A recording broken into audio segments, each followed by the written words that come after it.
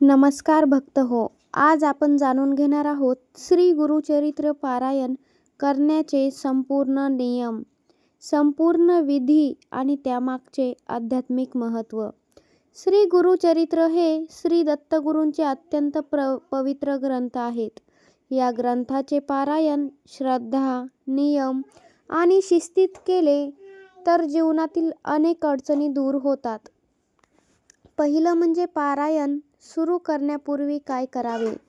पारायण सुरू करण्याआधी मन, शरीर आणि घर स्वच्छ असणे अत्यंत महत्त्वाचे आहे. सकाळी लवकर उठून स्नान करावे. स्वच्छ, सात्विक कपडे परिधान करावेत. घरात किंवा देवघरात शांत व स्वच्छ जागा निवडावी. पारायण सुरू करण्याचा योग्य दिवस. गुरुचरित्र पारायण गुरुवारी किंवा पौर्णिमा किंवा गुरुपुष्प योग या दिवशी सुरू करणे उत्तम मानले जाते. शक्य असल्यास गुरुवारीच पारायणाचा संकल्प करावा. संकल्प कसा करावा? देवासमोर बसून हात जोडून मनात किंवा उच्चार करून संकल्प करावा. माझ्या जीवनातील अमुक संकट निवारणासाठी गुरु कृपेकरिता मी गुरुचरित्र पारायण करीत आहे.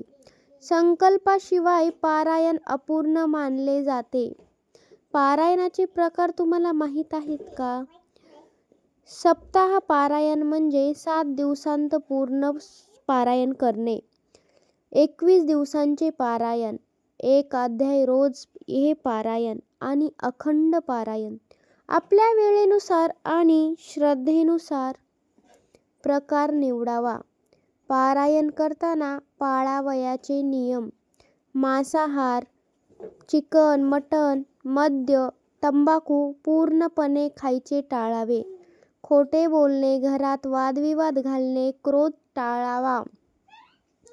अपवित्र अवस्थेत पारायण अजिबात करू नये. महत्त्वाचं म्हणजे सात्विक आहार घ्यावा. उपवास करायचा असेल तर करावा. फळं घ्यावीत त्या दिवशी. मन शांत ठेवावे. शक्य असल्यास ब्रह्मचर्य पाळावे. पारायण करताना दिवा आणि पूजा करावी. तुपाचा दिवा किंवा तेलाचा दिवाच लावावा. दत्तगुरूंच्या प्रतिमेस फुले अर्पण करावीत. अगरबत्ती लावावी. गुरुमंत्र किंवा श्री गुरुदेव दत्त नामस्मरण करावे. पारायण पूर्ण झाल्यावर काय करावे? उत्तर पूजा करावी. नैवेद्य दाखवावा. जो तुम्हाला घडेल तो तुम्ही नैवेद्य दाखवावा. गरजूंना अन्नदान किंवा दान करावे. गुरुचरणी कृतज्ञता व्यक्त करावी. गुरुचरित्र पारायणाचे लाभ काय काय मिळतात? तर तुम्हाला मनशांती मिळते. तुमच्या ज्या काही अडचणी, संकटे आहेत ती सर्व काही दूर होतात. घरातील नकारात्मक शक्ती घराबाहेर जाते आणि सकारात्मक ऊर्जा जास्त वाढते. घरातील भांडणे, तंटा, वादविवाद सर्व काही शांत होऊ लागते. गुरुकृपा प्राप्त होते. शेवटी एवढेच तुम्हाला सांगावेसे वाटते.